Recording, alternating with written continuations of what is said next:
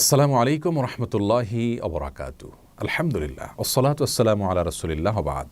সুপ্রিয় দর্শক শ্রোতা ভাই বোন, আমাদের সমাজে যুবক যুবতীদের একটা বড় অংশ আজ তথাকথিত ভাবালুতা এবং অবৈধ সম্পর্ক বা প্রেম ভালোবাসায় হাবুডুবু খাচ্ছেন। মুসলিমদের সন্তানরা যখন এই হারাম কাজে লিপ্ত হচ্ছেন, শয়তান তাদের কাছে নানা মুখরোচক স্লোগান তুলে ধরছে এবং শয়তান তার শয়তানি বিভিন্ন যুক্তি তুলে ধরছেন। তেমনি একটি যুক্তি অনেক আমাদের যুবক যুবতীদের কাছে শয়তান তুলে ধরেছেন, আর সেটা হলো যে অনেক যুবক যুবতীরা আজকাল মনে করেন যে বিবাহ বহির্ভূত যে অবৈধ সম্পর্ক করা হয়, তথাকথিত প্রেম ভালোবাসা করা হয়, এটার পরে যদি তারা একে অন্যকে বিয়ে করে নেন তাহলে প্রেম ভালোবাসার কারণে তারা যে গুনাহে লিপ্ত হয়েছেন সেটি হালাল হয়ে যাবে। মূলত এটি শয়তানি একটি ধোঁকা এবং প্রতারণা। একজন মুসলিমের জন্য আল্লাহ রাব্বুল আলামিনের প্রতিটি নির্দেশকে মানা এবং নিষিদ্ধ বিষয় থেকে দূরে থাকা, এটা তার জন্য আবশ্যক এবং ফরজ। বিবাহের আগে নারী পুরুষের সম্পর্ক সেটা যে পর্যায়ে গড়াক না কেন, এটাকে ইসলামী শরিয়া সম্পূর্ণরূপে হারাম করেছে। এই জন্য আল্লাহ রাব্বুল আলামিন বলেছেন, লা তাকরাবুজ জিনা, তোমরা জিনার কাছেও যেও না। অতএব বিবাহের আগে যদি কোনো ছেলে কোনো মেয়ের সাথে হারাম কোনো রিলেশনশিপে জড়িত হয়, কোনো রিলেশনশিপ তৈরি করে, কোনো সম্পর্ক তাদের মধ্যে তৈরি হয়, এমনকি শুধু যদি কথাবার্তা এবং ছোঁয়া ধরা, একান্তে সময় কাটানো এগুলো হয়, সেগুলোও হারাম।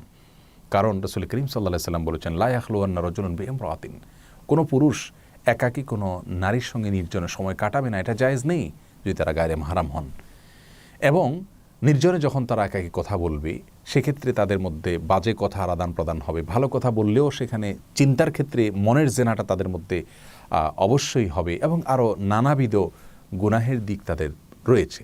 তো এইসব বিষয়গুলো যেহেতু আছে, অতএব বিবাহের আগে এই ধরনের সম্পর্ক স্থাপন করা সম্পূর্ণরূপে নিষিদ্ধ এবং গুনাহের কাজ। এগুলো জিনা। রাসূল আকরাম সাল্লাল্লাহু আলাইহি ওয়াসাল্লাম বলেছেন, জিনাল আইনি আন নাজর, চোখ দিয়ে দেখা এটা হলো চোখের জেনা। অজেনাল ইয়াদি আল বাতশু, হাতের জেনা হলো হাত দিয়ে ধরা। এবং প্রত্যেকটি অঙ্গের জেনা আছে, যার কারণে বিয়ের আগে যারা সমস্ত জেনায় লিপ্ত হন তথাকথিত প্রেম ভালোবাসা বা ভাবালুতার নামে, তারা যদি পরবর্তীতে একে অন্যকে বিয়ে করেও নেন তাহলেও তাদের আগের গুনাহ অটোমেটিক মাফ হয়ে যাবে না, বরং আগের গুনাহ থেকে, অপরাধ থেকে আল্লাহ রাব্বুল আলামিনের কাছে তওবা করে লজ্জিত হয়ে ক্ষমা চেয়ে নিতে হবে। তারপরে সেটি মাফ হওয়ার আশা করা যেতে পারে। আল্লাহ রাব্বুল আলামিন শয়তানের যত ধোঁকা আছে, প্রতারণা আছে, শয়তানি যুক্তি আছে, সেগুলো থেকে আমাদেরকে হেফাজতে থাকার তৌফিক দান করুন।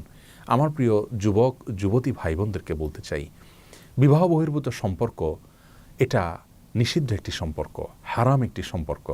আল্লাহ রাব্বুল আলামিন হারামে আরাম রাখেন নেই। যারা এই সম্পর্কের পরবর্তীতে পরিণতিতে বিবাহ পর্যন্ত যান, বেশিরভাগ ক্ষেত্রে তাদের দাম্পত্য জীবনে সুখ শান্তিও হয় না। যদি হয়ও, অনন্ত অসীমকালের জাহান্নাম তো অপেক্ষা করছে জেনার অপরাধের জন্য। যার কারণে আল্লাহ রাব্বুল আলামিনের নির্দেশ মেনে চলার ভেতরেই মঙ্গল এবং কল্যাণ নিহিত আছে। আমরা প্রতারণার হাত থেকে বাঁচতে হলে, অশান্তির হাত থেকে বেঁচে থাকতে হলে, সুখী দাম্পত্য জীবন পেতে চাইলে আমাদেরকে হালালের পথে হাঁটতে হবে। আমাদের পূর্বপুরুষগণ, আমাদের বাপদাদাগণ তাদের দাম্পত্য জীবনে আজকালকের যুবকদের চাইতে অনেক বেশি সুখী ছিলেন। তারা কিন্তু তথাকথিত ভাবালুতায় ডুবে যেতেন না। তারা হালাল সম্পর্ক স্থাপন করতেন। তাদের পারিবারিক জীবন, দাম্পত্য জীবন আমাদের চাইতে অনেক ভালো গেছে, অনেক বেশি সুখী ছিলেন তারা। আজ আমরা সুখে থাকার ভান করি, কিন্তু সেই সুখ আমাদের মাঝে নাই। বিবাহ বিচ্ছেদের হার প্রচুর পরিমাণে বেড়ে চলেছে। এই সবগুলোর মৌলিক যে সমস্ত কারণ রয়েছে তার মধ্যে থেকে একটি কারণ এটাও যে আমরা বিবাহ বহির্ভূত সম্পর্কের মাধ্যমে মূলত আল্লাহ রাব্বুল আলামিনকে অসন্তুষ্ট করে ফেলছি। আর আল্লাহকে অসন্তুষ্ট করে সেখানে কোনো শান্তি আমরা আশা করতে পারি না। এই জন্য আসুন বিবাহ বহির্ভূত সকল সম্পর্ককে আমরা না করি। আল্লাহর ভয়ে, ঈমান এবং তাকওয়ার উপরে অটল অবিচল থাকার স্বার্থে এ ধরনের সম্পর্ক থেকে নিজেকে দূরে রাখি। ইনশাআল্লাহ দুনিয়ার জীবন সুখময় হবে, আখিরাতে আল্লাহ রাব্বুল আলামিন এর সন্তুষ্টি আমরা অর্জন করতে পারবো।